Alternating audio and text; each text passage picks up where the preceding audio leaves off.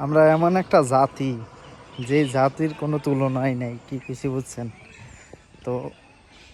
এই যে পাথরের কাহিনীটা তো এখন সোশ্যাল মিডিয়ায় রীতিমতো ভাইরাল, যে সাদা পাথর কালা পাথর, ঠিক আছে, যাই হোক।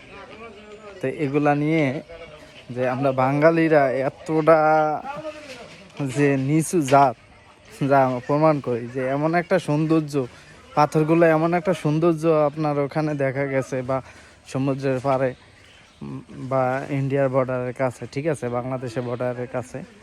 তো এই পাথরগুলো দেখেন যে আমাদের মতো কারা নিছে, এতে বাঙালিরাই তো, তাই না? এটা তো আর ইন্ডিয়ার লোকেরা আইসা নেয় না, পাকিস্তানের লোকেরা আইসা নেয় না।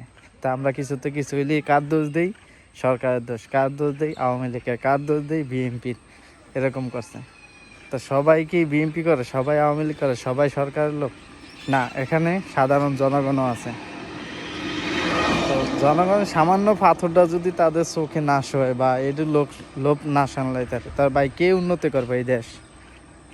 কোনো হালায় নাই যে এই দেশ উন্নতি করবে। আগে জনগণ ঠিক হইতে হবে, জনগণের চরিত্র, জনগণের আখলাখ সব কিছু ঠিক করিয়া তারপরে আপনার সরকারের বা অন্য অন্য দলের দোষ দিতে হইব, যে এই দল চুরি করে, ওই দল চুরি করে।